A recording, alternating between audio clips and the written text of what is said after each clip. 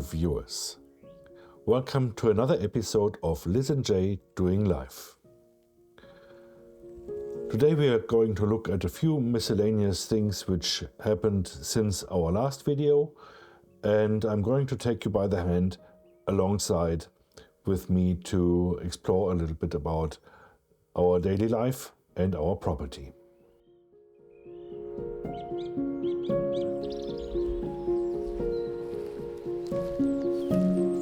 As you might or might not know, our property stands on 1.5 hectares of land, and the task was to cut a path through this overgrowth of grasses and reeds and all of that stuff to get further down into the land and maybe even down to the river, which basically forms the natural border of the property, although we own part of the other riverbank as well. If you are facing a similar challenge as I do in this case, let me just give you a good word of advice. Take it or leave it. You need the proper equipment. In the past, I was already using something quite decent. This is this Makita brush cutter, battery driven, which you can see here in this video, which was taken quite a while ago on my German property. But this will not be able to cut anything like what I'm facing here. So I have decided to go with something which is also being used by the professionals. And I'm not making any advertisements for that particular company. I'm not affiliated with them. This is going to be the Steel, and from my short experience, which since I have this machine, it is awesome. This thing cuts through this grass like butter. And although I was battling a little bit with the string, it is a dream to operate, trust me. Let's have a look at the machinery itself. Here we see it in all its glory, and already you can see from the size of the engine there is power behind that. And also the string which it uses is up to 3 millimeters in diameter, which is already quite a word. You have a choice of different strings, as you know, from really the El Cheapo until the more expensive ones, which are fiber reinforced, and you can also mount blades. These blades will come in handy later on because I'm also having to fight quite a few big heaps of brambles.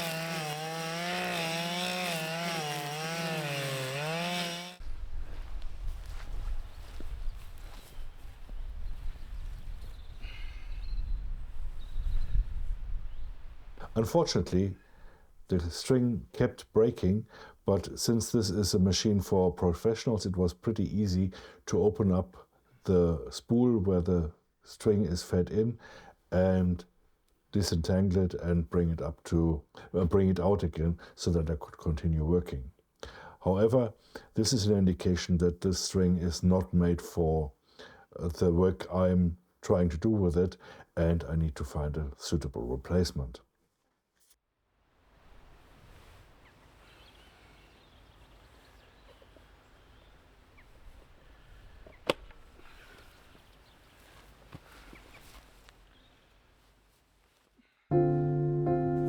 eventually the work was done and I had kind of a path down onto the land.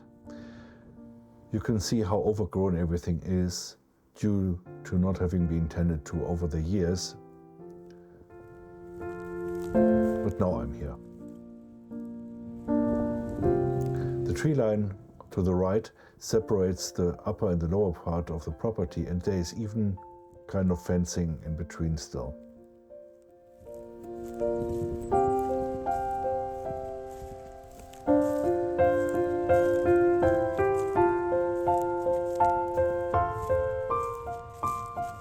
Now in front of us is one of the bramble plantations on the property, and honestly, even if you tried to plant it like this, it would never grow as prosperous. And this is pretty much how far I got with the machine. Down there you can see another huge bramble part, and where the tree line is, this is also where the stream runs through the property.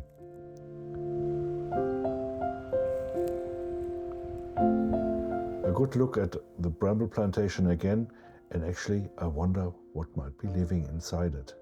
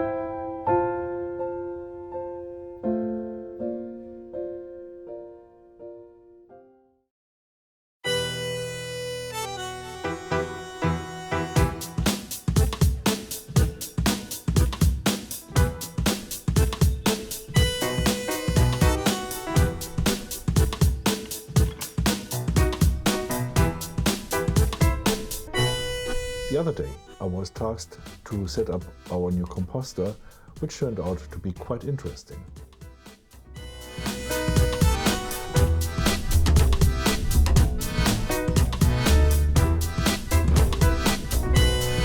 The idea was to first put down some kind of mesh made from plastic to prevent rodents from tunneling in from underneath, and because this plastic is quite stroppy, I wanted to put on top of it a piece of cardboard just to weigh it down and make it even, and over time this cardboard can then rot away and become part of the compost.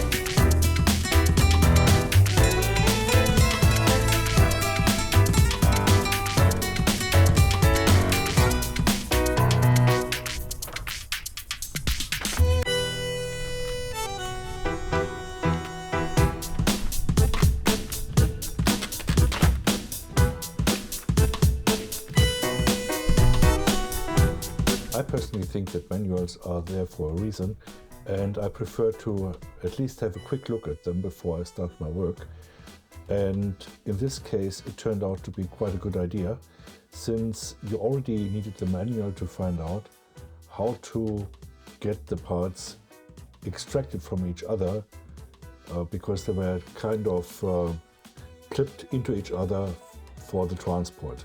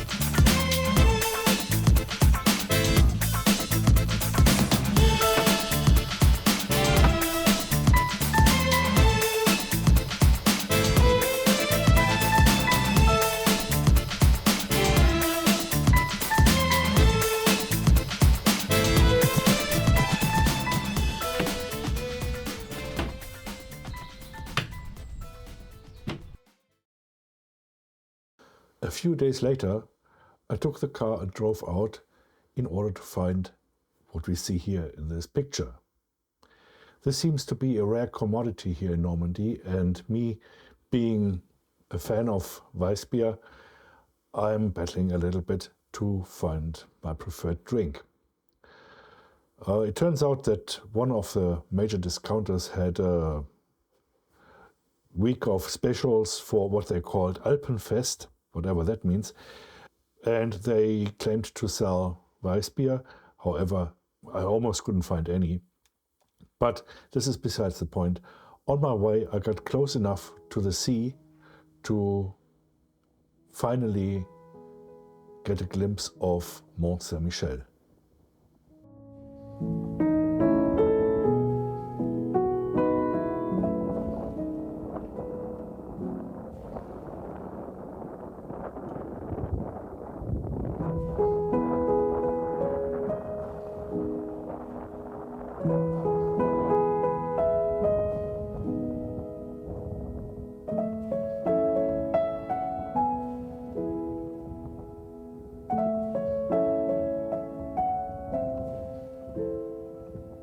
This sign asks us to be careful of the sheep, so I had a look around, and they are that far out, so there is currently no danger of being attacked by the killer sheep of Mont Saint-Michel.